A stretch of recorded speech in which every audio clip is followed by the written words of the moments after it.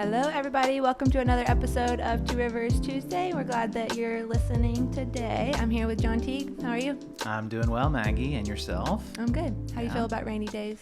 I kind of like rainy days. Really?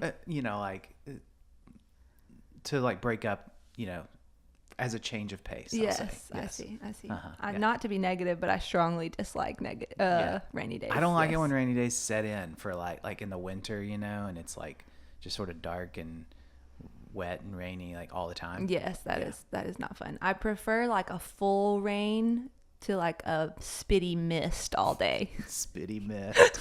Oh yeah, that's spitty my mist most not is favorite. Frustrating. Yeah, that's so you're driving around and you just can't you can't get your windshield. It's not.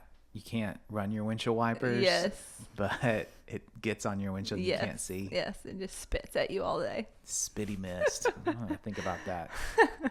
All right. On this podcast, we like to highlight fun things in our church family. So we want to talk about the Advent event that happened just last night for our ladies. And it was such a sweet night. So you weren't there, John, so let me tell you about it. Yeah, tell me all about it because I don't know anything about it. Yes. So it was at Johnston Woods, which I had never been to an event there. Mm-hmm. And they had this beautiful event center, and the ladies of our church did such a great job just making it look so Christmassy, and there were twinkly lights and Christmas trees and candles and all the pretty things. We enjoyed a delicious meal together, got to sing Christmas carols together, and Jennifer Hand, whom you know, people who are listening may not know, Jennifer is a friend of a lot of people, but she was part of our church plant in the beginning, and she is a speaker and a writer, but she is like one of the funniest people to listen to ever. Yeah. She's so funny, and just like the things that happen to her, I feel like don't happen to other people. I know. Isn't that funny? Yes. Yeah. She's like one of one. And she's such an encourager. Yes. She is a speaker, and she travels around and she speaks to people, around the country and then around the world, and does trauma counseling, grief counseling, and things like that in other places of the world. But her strongest gift is encouragement. Yes. I really believe that. Yeah, I agree. Just like a one-on-one interaction with her, you leave feeling loved and seen and encouraged. But yeah, she's hilarious, and she does such a great job when she's speaking of like making you like laugh until you cry, but then also just like pointing to Jesus so clearly. And she did a great job last night. Like I think helping all the women believe that the Lord sees them as an individual. So that was really sweet. That's awesome. I heard there were a lot of people. Yes, there was 120 women. Wow. Which is a lot of women. It's a whole lot of women. Yes. And the cool thing that I want to celebrate is that a third of the women there were guests. So that means, awesome. Yes, that means our women and our church family are making an impact. They're pursuing people. They are inviting people in. And it was so beautiful to see all of those guests get to experience the warm welcome of who we are. And I loved meeting some of them. I met someone and I was like, "Who are you with?" She was like, "I'm here with Abby Bramlett." I was like, "How do y'all know each other?" She's like, "We met in the doctor's office waiting room." Heck yeah. Isn't that awesome? That is awesome. Yes. And then met some coworkers, neighbors, just all of that. It's just so cool to see like we're doing what we say we want to be, and like we are who we say we want to be. Well done, ladies. Yes. That's awesome. Speaking of Abby, just to brag on her a little bit more, I was talking to a couple who were visiting our church for the very first time this past Sunday, and it was after the second service, and Abby and Corey, they're on our teardown team and just serve so faithfully in that way. And every week Abby takes care of all the communion dishes and all that stuff. And so she's double fisting it. She's got like 2 chalices full of grape juice with, like the floaters in it, like the, bread floaty. And she's like, she stops because she sees me talking to new people. And she's like, I just imagine her mind going, I want to meet the new people. Yes. So she started talking to them. And, then we were joking about how Abby chugs the communion yeah, you can't juice. Waste it, right? Yeah, no waste at all. And then I learned that in some church traditions, the priest or whatever, like at the end of communion, like he chugs the whole thing, like whatever's left that hasn't been drunk. Ew, that's disgusting. Which is funny because we were just talking about sharing food and drinks earlier before that would we be started your worst recording. nightmare. That would be my worst nightmare if they were like, Pastor John, we need you to chug this now that we've all taken of the cup, like I guess because it's holy and there can't be any waste or whatever, Wow. I'm just imagining in this tradition they use real wine, and so I'm thinking like I'd have to have a hearty breakfast that morning, like you'd be leaving. Yeah, feeling that. And I think Full in of the that same tradition, don't they all put their mouth on the cup? Oh, they totally do. Yeah, I think they drink and then they like kind of like wipe it and then hand it to the next person. Okay, I don't know how so they just spread the spit around the whole cup. Yeah. Speaking of spit, we have now referenced Spitty Rain and Spitty Communion. Yes. But yes, Abby Bramlett is one of the most loving people I know. Way to go. Turn that back around. Yes. She's awesome.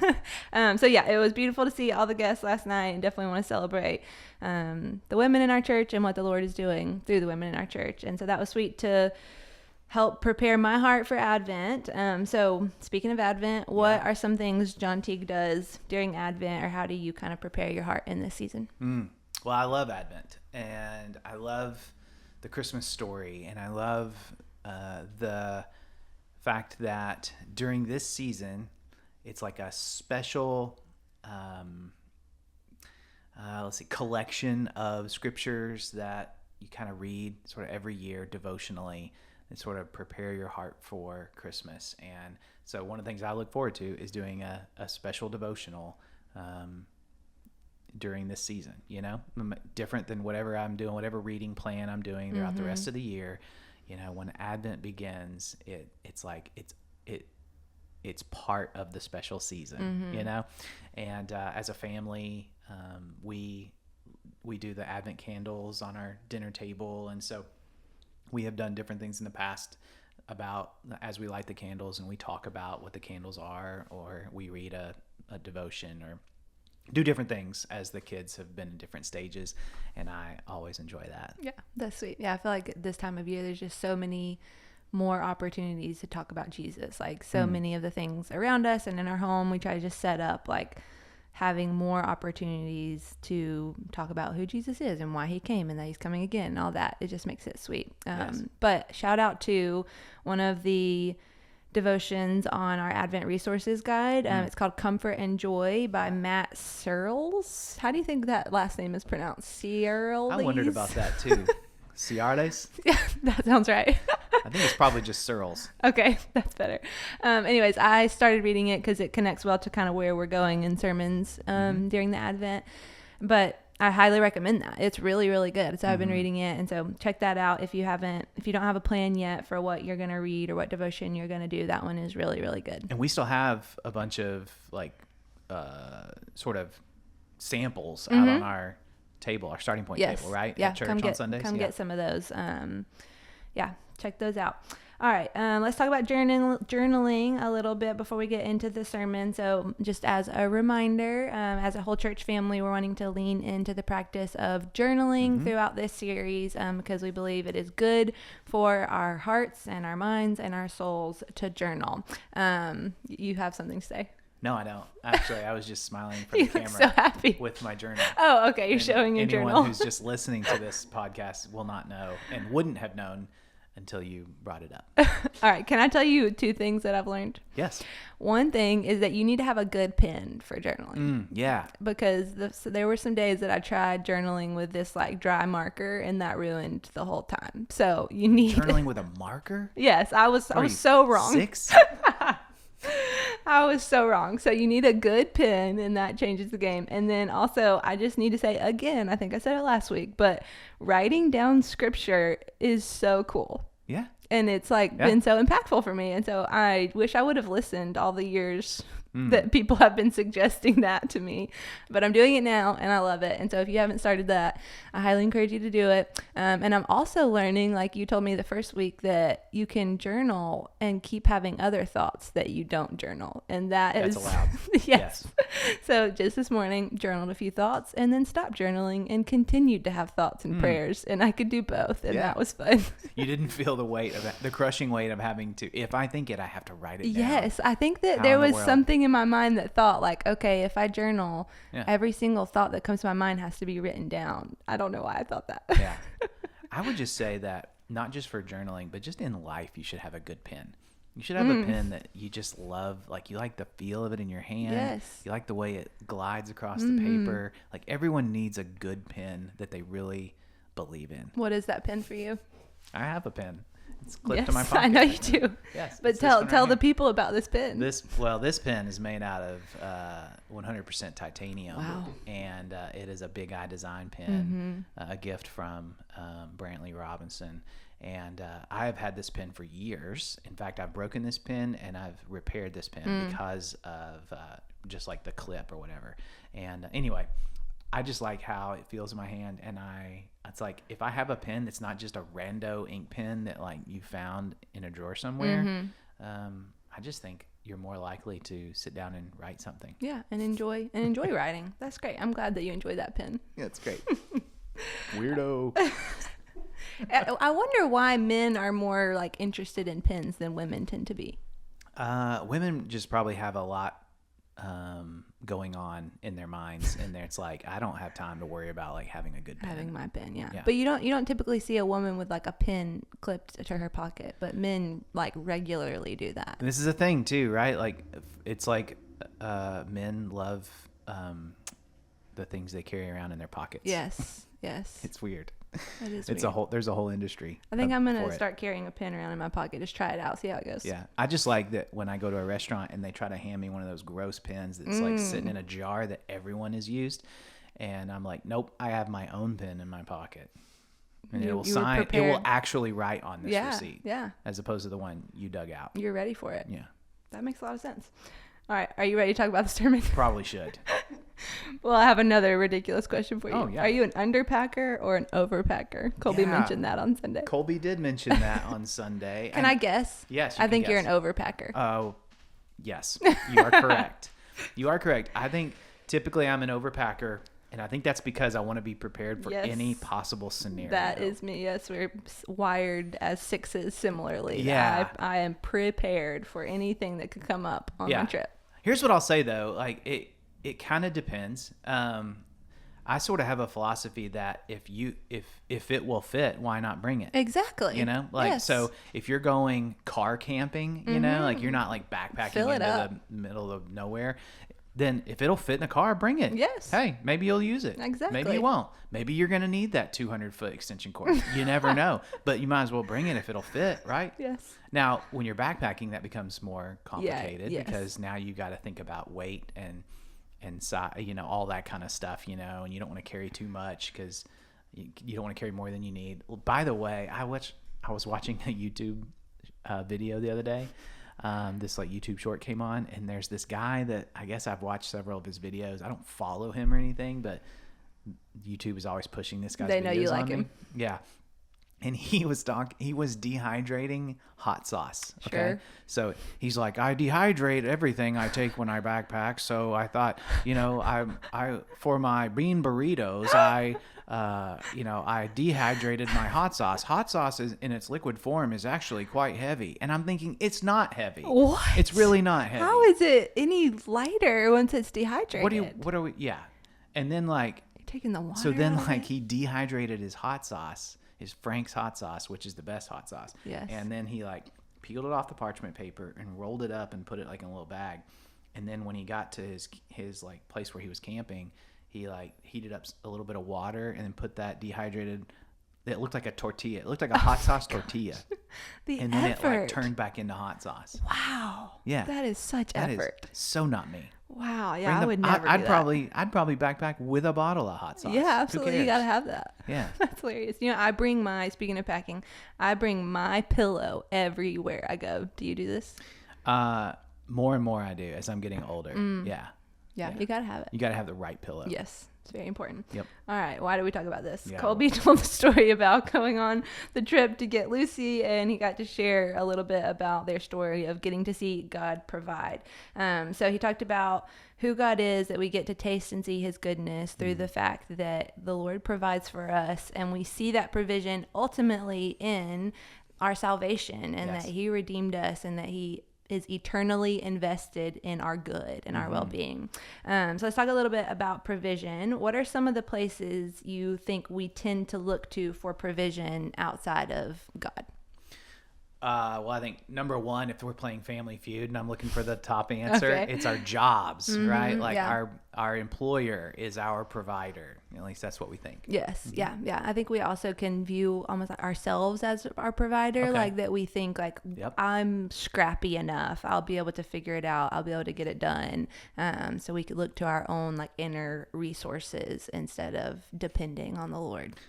We look to other people to provide us affirmation or approval or acceptance. Yeah, and security. I know that's something like I struggle with is like I want Jake to make me feel secure, not looking to the Lord only to make me feel secure. And I think, that one's tricky because relationships do provide a lot of those things. Yes. And those are like things that we can enjoy. But it's like, okay, but where are we ultimately looking to for those things? I was talking about this with two of my daughters who are in high school this morning.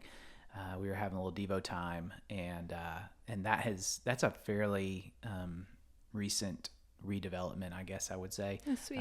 Just sort of have realized like I've kind of slacked off in that category, and we just the work is not done, right? Like and so we have started this back up, and we've been talking about the Lord right before they go off to school. And today we were talking about, in a way, God's provision and how we often take God's good gifts and we make them more important than God, the giver himself, you know? And we were reading in Jeremiah chapter 2 this morning where God says, my people have committed to evils. They've forsaken me, the fountain of living water, and they've dug out cisterns for themselves, broken cisterns that can't hold water. And I think to apply that to our conversation in Colby's sermon on Sunday, it's that God is the ultimate source of provision. He's this spring of or fountain of living water. He's going to provide you everything you need. But we often say, well, good, I'm glad I know where that is. And then we run to other things to try to get that a different kind of version, maybe a quicker, faster, supplement or maybe more of what we kind of want, you know? Yeah. And Colby was real good to talk about how like God he has promised and you can trust that he will provide what you need, but not always everything we want. Yes. You know? Yeah. I think a lot of times we run to those other things because if we believe the lie that it's like an easier, quicker fix. Yes. Or it may be like, I don't know, it just seems like it's more, I don't know the word for it, but like, I think we run to those things. Tangible? Yes, more tangible. And I think like the provision that the Lord provides is so much like deeper, but sometimes it's slower. Sometimes it's like not as like comfortable as we want, or not as like quick as we want, but it's so much deeper and so much more satisfying. But sometimes it's just not the like quick thing we want to run to. And it requires faith. Yeah. And I was thinking about this when I was driving into the office this morning, and this might be heresy. I should probably say that right. Okay. No, that's a real dramatic way to say I haven't really thought this through yet. So Maggie, you're going to help me make sure I don't lead everyone astray. But I wonder sometimes, I think God is our provider and will provide.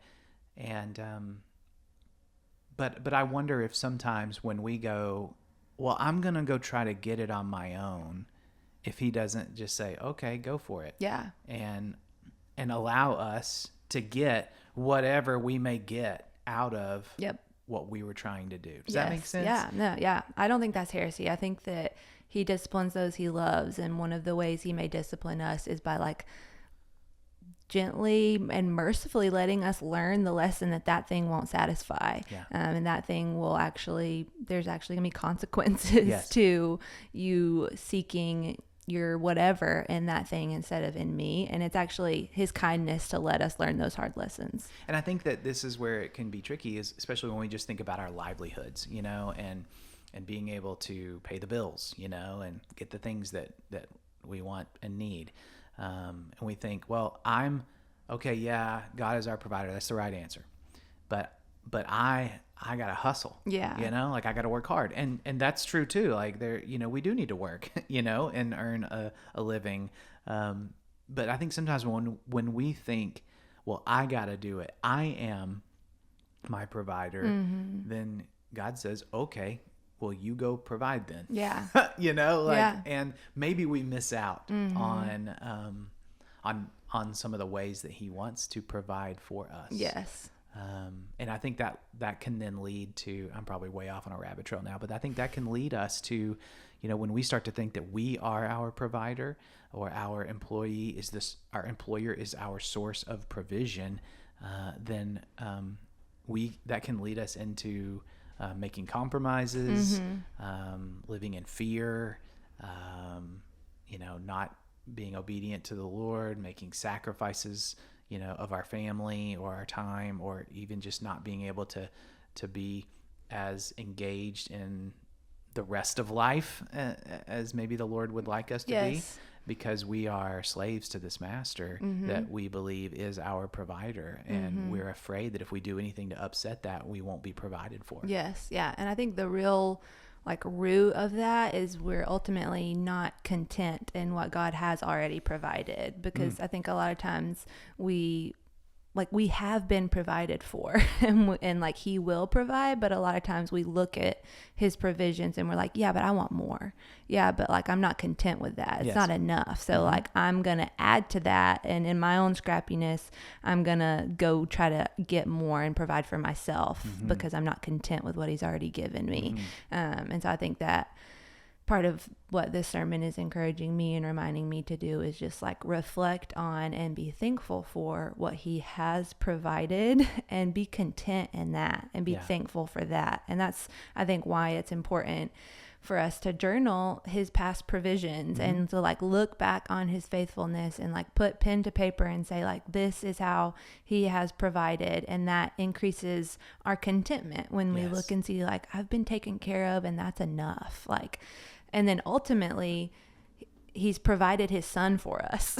So in the same way that if he did not spare his own son, how much more also with him will he graciously give us all things? Yes. In the same way, if we've been given his son, we don't need anything else. How much more should we just be content with that, and not be so desperate for more? That's enough. And so you're pulling that out of Romans chapter 8, which is where Colby was preaching from on Sunday. But let's grab that out of the air and bring that down to the ground. Okay. So you're God has provided his son, and so that's enough. But but it's whatever day you're listening to this, Tuesday, Wednesday. Yeah. What, get that down onto the ground for me. Okay. So in this season of our culture, every time I get on my phone, whether I'm just opening the Walmart app or the Amazon app to get groceries or more vitamins or whatever, I'm just attacked with you need all these things. Look at all these good deals. And so oftentimes I'm well, I need to get the good deal. Let me just explore what's out there. If there's a good deal, I should totally get it. And so I'm then I find myself looking through all these Christmas sweaters and looking through all these toys and oh, I need an awesome outfit. Yes. And so then I'm just pulled into that. But genuinely, and this isn't to be a Jesus juke or to sound hyper spiritual, but genuinely there have been moments where I'm I'm reminded that I've already been provided for, so I really don't need these things. These things are just totally unnecessary to me. I can be content in the fact that I've been given Jesus. My greatest need, which was salvation, has already been provided for, and that has already been accomplished. So I can rest in that and not be constantly searching for things to satisfy me. Yeah. Does that mean that buying a Christmas sweater is bad? No. But my heart posture in that moment often is looking for those things to satisfy or excite me, or be just fill my cup up for a second, and it quickly is diminished. But the provision of the Lord is that lasts, and that provides a deeper, more settled, more sustainable contentment. That's great. And I think sometimes we even have to take that and go, okay, what else? What comes in the package with our salvation? Like obviously, rescue from our sinfulness and therefore rescue from condemnation and eternal punishment. Like that's a pretty good deal, right? That's a great deal. We should take that. Nothing has to be along with that to sweeten the deal, right? Yep. But within that, when we get Jesus, we get a lot more than just, fire insurance. Yes. We get we get a joy that's deeper than the Christmas sweater is going to bring. Yes. You, right? We get a sense of security and satisfaction and peace in being loved and accepted. And so if we don't have the greatest Christmas sweater when we show up to that party, it'll be okay. Yes. Because we didn't need to spend the money on that Christmas sweater. Yes. Like that's how it starts to touch the ground of our lives, so to speak. Yeah. So I think that's helpful to ask yourself, like, am I content in what God has already provided? And I think this is why we need to preach the gospel to ourselves. And this is something we talk about all the time, but like the more we remind ourselves of what he's given us, what we have in Christ, all that like friendship with Jesus brings to our life, the more we like see that that's so much better than anything else. But especially in this season, that's just a warning to myself and a warning to everyone. Like everything is going to be telling you like, no, here's where joy is found. Here's where peace is found. Here's what will make you happy. And it's good to just be reminded over and over that those things don't satisfy. Yeah. And maybe this is like, doesn't even need to be said, but I'll say it anyway. We need to spend time thinking about that. Yes. Because, our phones are gonna we're gonna spend a lot of time thinking about all this other stuff, and it will eventually win us over. And so we have to think deeply about all that we gain in Christ. Yes. We need to think deeply about our salvation, and that's why we need to continue to read God's word. We need to continue to journal that and think about that. Yes. Because if we don't, we cannot expect that we'll just be able to always stand up against all the messages that we are just inundated with every day. Yes. Yeah. That reminds me of something Isaac said in his sermon when he was, I can't remember how he worded it, but I was just like picturing Isaac on his back deck with his Bible, and he mentioned something about like kind of like trying to like beat those truths into his heart. Like you have to like work it through, and that's why we like journal, and that's why we meditate on it, like you're saying. But it's just oftentimes these truths, these like simple truths that God will provide, we think like, check, I get that. Yes. Moving on. But it's those truths that like we so often forget, and we feel like, oh, that's elementary. Like I've matured past that. I don't need that truth anymore. And actually those are the ones that we like most often forget and most need to be reminded of, and have to like preach to ourselves over and over until our heart like fully believes it. Yeah. All right. In closing, I want to talk about what Colby talked about with communion. So he talked about how a couple of ways that God provides for us, just to kind of help put it in categories, is he provides for us physically, emotionally, communally, and spiritually. And I love how Colby ended his sermon pointing to the table of communion, and how at this table, when we come to it, we see that like he has provided for us physically, he has provided for us emotionally, and he has provided for us communally, like when we look around at who we're taking that with, and he's provided for us spiritually, and that ultimately like our salvation is settled, and that greatest need and greatest problem that we had has been resolved. And so that was just a beautiful way to end. And so in closing, I just want to point everyone to Jesus and look at how in Jesus all of our needs have been met. Everything we long for has been provided for, and he is good. Yeah. And I want to double down on that. And as you come to the table this next Sunday and in the coming weeks, because we do this every single week, this would be maybe a way to just a fresh way to think as you're in that line with all those brothers and sisters, and perhaps have your children with you, and you're heading to the table, to that bread and that cup, to be thinking, this is how God has provided. Mm-hmm. And he has richly provided. Yes. And it's enough for me. Yes. Yes. Amen. All right. Well, thank you guys for listening, and we'll be back next week. See ya.